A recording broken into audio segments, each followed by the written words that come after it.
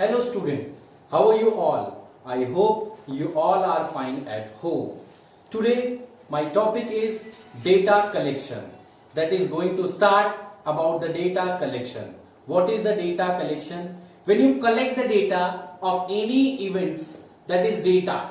When you collect the numbers of any things, this is data. When you collect of any object and is showing that is data. First the collecting the data, then organizing the data. These two the procedure of the collecting the data collections.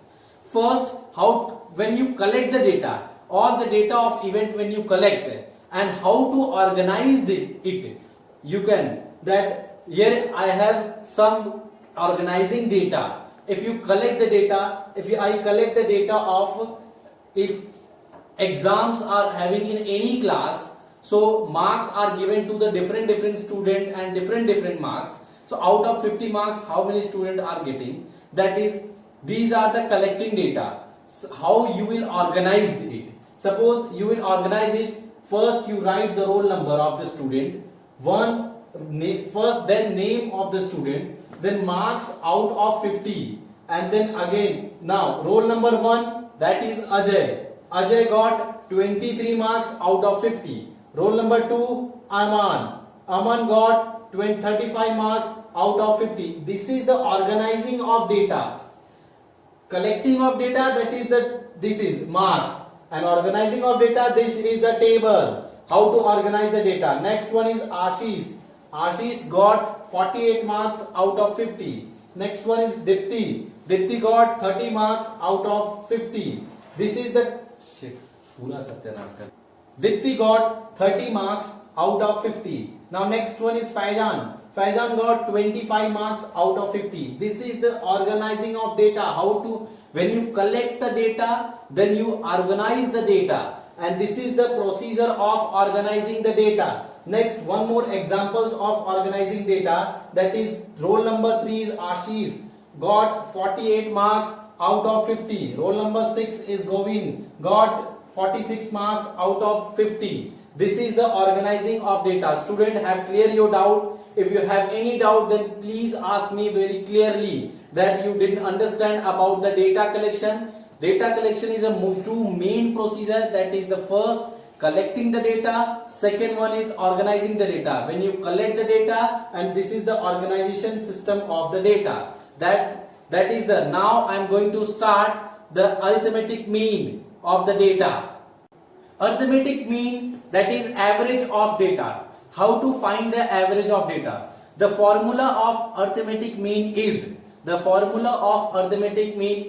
number of observation upon total number of observation. Suppose we take one examples of arithmetic mean, that is a batsman score the following number of run in 6 innings, that is 36, 35, 50, 46, 60 and 55. So solution, how to solve this question? How to find the average of this score, total run, sum of all observation. These are the different observation. Sum of all observation means 36 plus 35 plus 50 plus 46 plus 60 plus 55, that is 282. Now to find the mean, we find the sum of all observation and divide it by the number of observation. Sum of all observation upon divide the number of observation. Therefore the mean is equal to sum of all observation is 282 and number of observation means count it 1, 2, 3, 4, 5, 6. That is 6. That is 47. These are the mean of the data. That is, after the arithmetic mean, now we are going to discuss about the range. The definition of range, the difference between the highest and lowest observation gives us the idea of spread of observation. The range is the difference between the highest and lowest observation. Suppose we take one example. The age in 10 year of teacher 10, the age in year of 10 teachers of a school are, suppose the first teacher age 32, 41, 28, 54, 35, 26, 23, 33, 40, 38 and 40. What is the age of oldest teacher and that of the youngest teacher?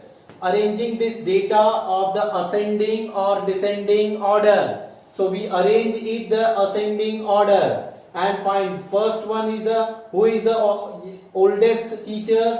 54 is the oldest teacher. So oldest teacher age is 54. Youngest teacher age is 23. Now range, how to find range? Range is equal to highest observation minus lowest observation. Highest is 54, lowest is 23, that is 31 year. So that is the range of the data. Now we will take one more examples of data. That student, now I am going to take some examples in the base of mean and range. Suppose we have 10 children. We have 10 children.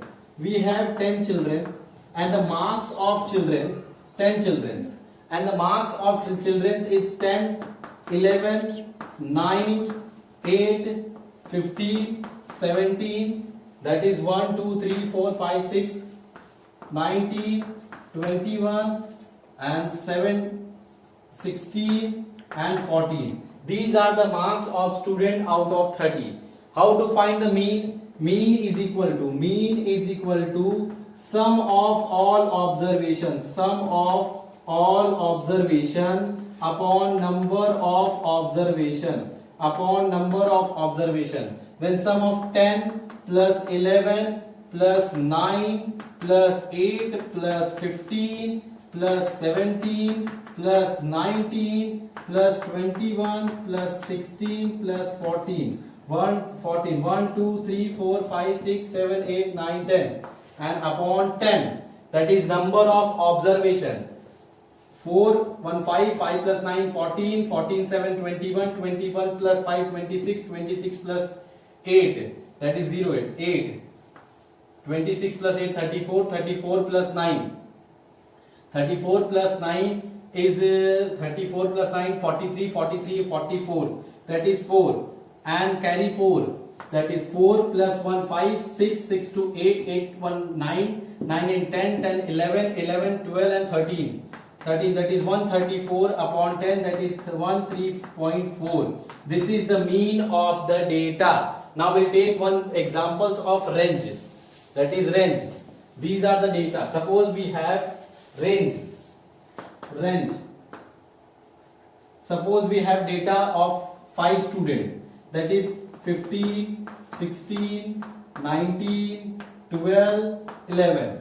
These are the marks of 5 students out of 20. How to find the range? Range is equal to highest observation minus lowest observation. Highest observation is 19. Lowest observation is First arrange in ascending order. If you arrange in ascending order, then first one is 11, second one is 12, and third one is 15, fourth one is 16, next one is 19. This is the ascending order data. Now range is equal to highest observation minus lowest observation. Highest is 19, lowest is 11, that is 19 minus 11 is what?